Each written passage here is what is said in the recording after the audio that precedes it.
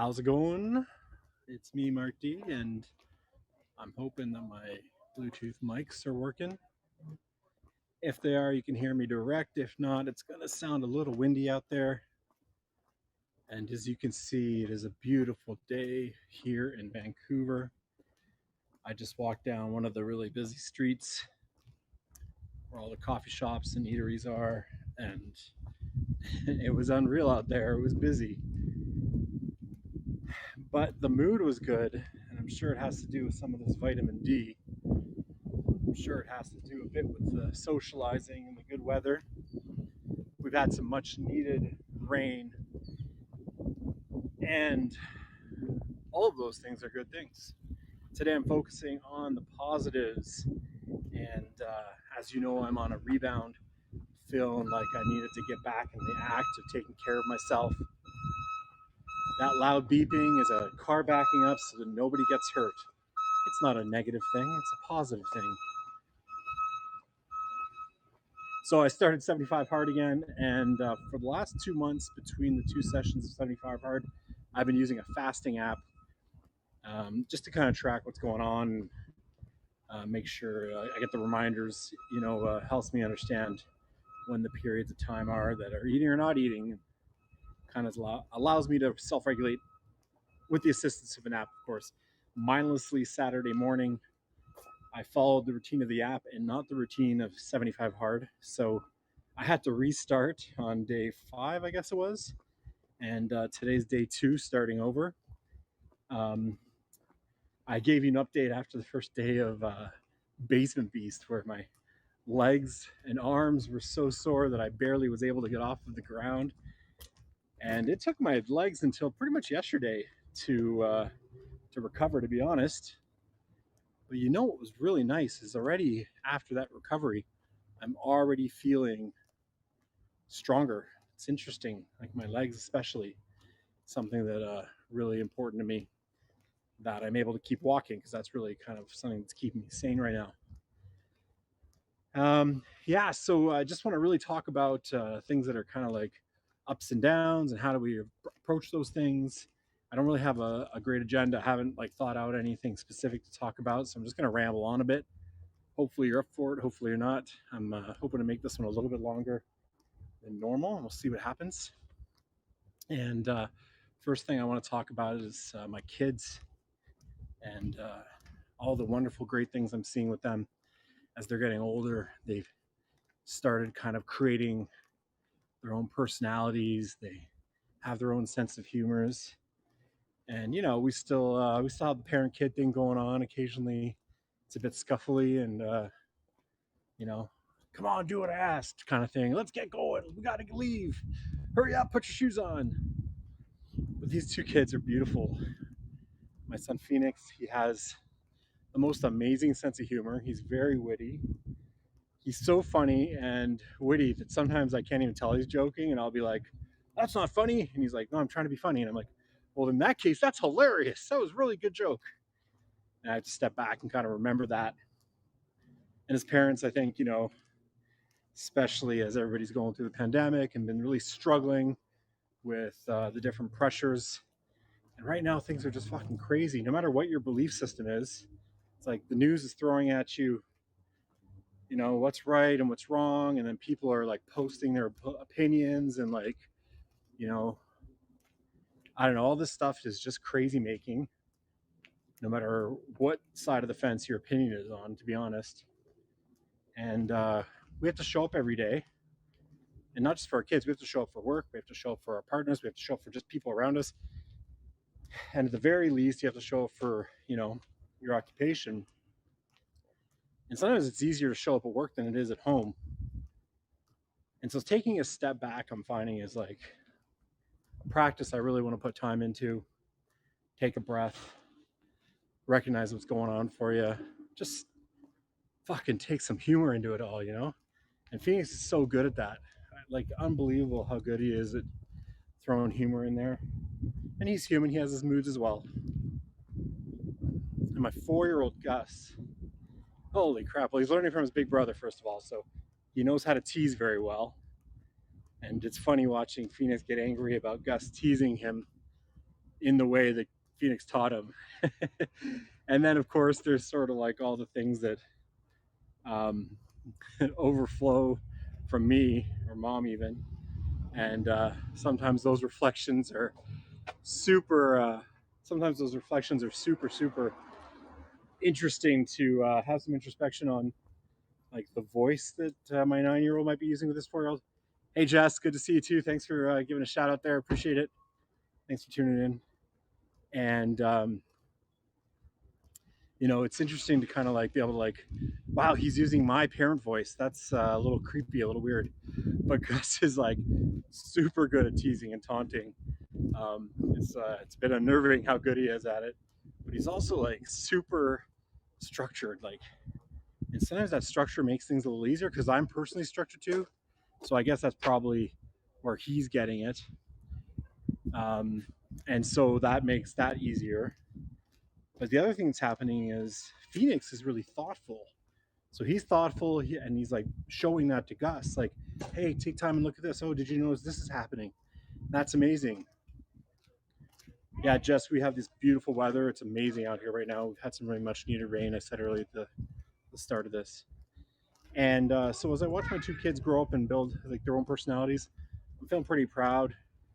Often I'm feeling a bit regret, a bit embarrassed of like some of the things I'm passing on to them.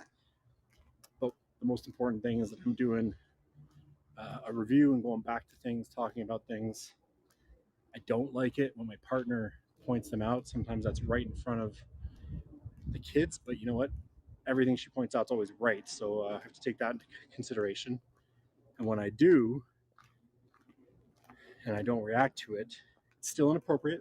But when I don't react to it, I can go back and actually make a bigger connection with my kids. So that's really good. Thanks, Jess. Thanks, Jess. I'll see you soon in the next stream. Thanks for dropping in. Been loving your streams, by the way. Yeah, so it's really important to always go back and kind of make corrections and take ownership of what's going on. And actually, Phoenix is doing an amazing job of that. So, that's not all me, but I'm taking some pride in the way they're kind of growing up into young men who are able to reflect on what's going on. And yeah, there was this really interesting situation the other day where I was like, "Hey, you guys haven't started doing the thing I talked about," and I was just talking normal. And Phoenix was like, "I'm totally doing it." I'm like, "Oh, that's what? Can you explain to me what part of what's going on right now is doing what I asked?" And he was like, "Well, I got this mirror." I was like, "Yeah, you're playing with the car in the mirror. First of all, please don't do that. The mirror might break." And then he's like, "All right, fine. You're totally right, but I'll start now." I laughed because it's totally the way I would react when I realized I was wrong. So it was kind of a funny moment. So my kid's been amazing. The pandemic and all that's going on right now, it's interesting. On one half of things, it's really slowed our lives down. And for me, that's been kind of a blessing, to be honest. There's been some really good things about it. But on the other hand, it kind of provides opportunity for spending a lot of time with a partner, and that can be an up and down. And I never really want to go too much into partnership talk here on Lies, but it's really amazing how easily a divide can be brought together. It just takes one person stepping outside of whatever they're stuck in. Usually, both people are stuck in something, and yeah, I'm grateful and feeling positive about the fact that I think both my partner and I understand that we're not always excellent at stepping out of it, but I do appreciate that there's opportunity, and that divide can be closed really quickly. Um, right now, I'm speaking more to the opportunity of closing that divide, which has been happening, and even just recently, there's been a really good example of that. So, feeling super positive about that. Friday night, I went out and hung out. I was gonna say I had some drinks, but I don't drink. But hung out and just sat on a patio and watched people walk by with an old friend of mine.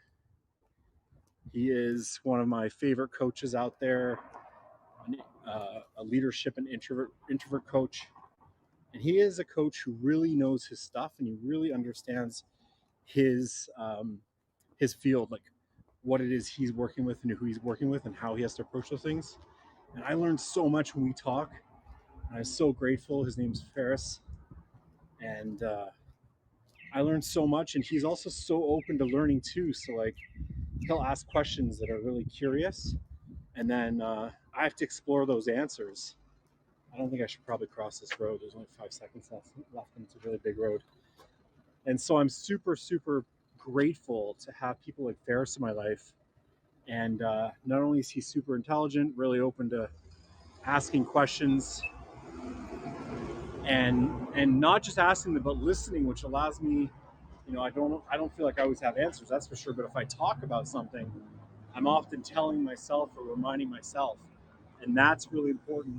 So being able to have that kind of person to reflect on, especially in topics that aren't always the best to do with your partner, like we need to divide our relationships with our partner in terms of, oops, sorry, in terms of not getting into kind of the realms of course, your partner should be your friend. Your partner is a partnership, but your partner is not your buddy. And some topics are better debated over loud music and in a situation where you don't find yourself arguing as much as debating, because I think it's really good to divide those things. And when you don't divide them, sometimes emotions can get involved, and that just doesn't allow the intellectual development of the topic, which is where you grow, right? Like you state your understanding of something, you state your opinion about something, but if you're in a conversation or debate where you're not attached to it emotionally, which is something I suggest everyone does when they're talking about these things, then you learn more and you're able to open up more to these things, and especially when you're evolving as a person, or you're like specifically in a conversation where you want to evolve as a person. And that's really important to me. So I'm feeling so grateful for having that opportunity with Ferris this past weekend. And not only that, but people were on the street. There was like music in the square and people were dancing. And we were on a patio where this couple was sitting behind us. And actually, this is a really interesting story. So Ferris and I were just talking about normal and regular challenges and partnership, and it's a safe place to kind of go over stuff that you need to go over. And there was a couple sitting behind us, and they seemed like super lovey-dovey. And I made a presumption. I was like, I think this is like a married couple. They've been together forever, and they just look like they're doing it right. I bet they've been through like hard times and good times, and maybe they'd be an awesome place to kind of like ask for some advice, or just kind of get some insight into like what makes a relationship successful. And we had chatted with them a couple times. They were just very quickly.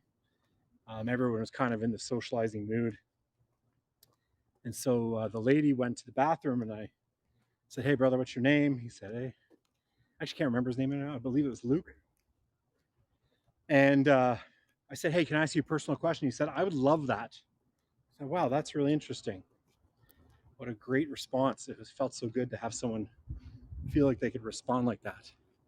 I checked the road here before I cross. And I said, "Hey, man, like, can I ask you a personal question?" He said, "Yeah, I'd love that." I said, "Hey, can you tell me like how long have you and your partner been together?"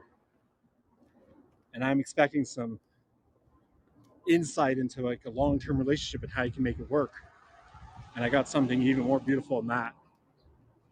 He said, I think we've been together for about 2 months and a bit, but we've actually been together for our lives." I said, what do you mean? What awesomeness is this answer? And he said, "So my wife died in January." Okay, I'm really sorry. Holy shit, I did not expect that. So knocked me off my feet. I said, "Wow, I'm sorry to hear that." He said, "Yeah, thanks." He explained how he knew this woman since kindergarten, and they just kind of like started hanging out. And his wife's passing wasn't a quick thing. It was something that he had chance. There was lots of stuff going on with it. It went on for a little while, and Obviously he'd processed a bunch of it and had chances to come to terms with it. He just talked about how him and this woman that they were there with, how well they clicked, and like, you know, he was feeling super fortunate that at this kind of time in his life that he would actually have this opportunity, even though it could have been, I mean, it was hard, and it also had this other opportunity that came out of it. So that's like an example of sticking with the positives on that. It's just like, wow. So then, Ferris and I both have kids. So, do you have any kids? And actually, right before that, he said, yeah, my wife's husband passed only 2 months before she did. So we had to go through that.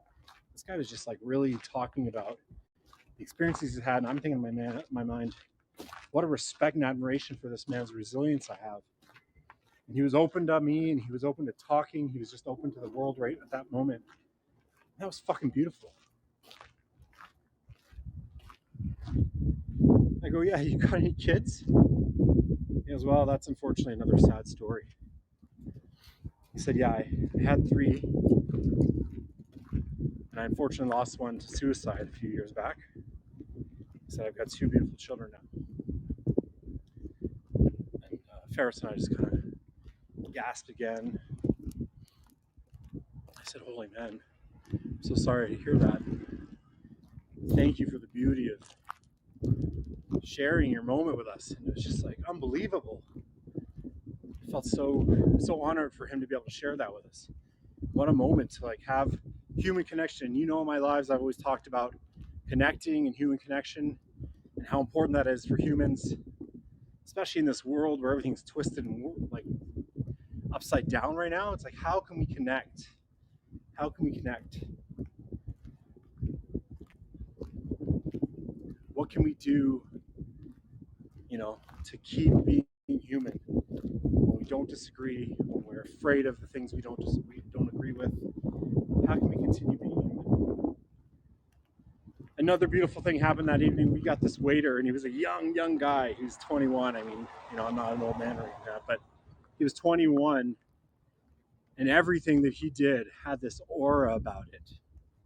Like, how a waiter or a waitress have to come in to like interrupt to ask if you need anything else. And like Ferris and I were like deep in philosophical discussion. It's like we were boisterous. I was boisterous, and we were like really engaged. And it's like it's not an easy thing for a server to come in and like interrupt. And he came in at one point, and I felt so able to continue talking even if I wanted to.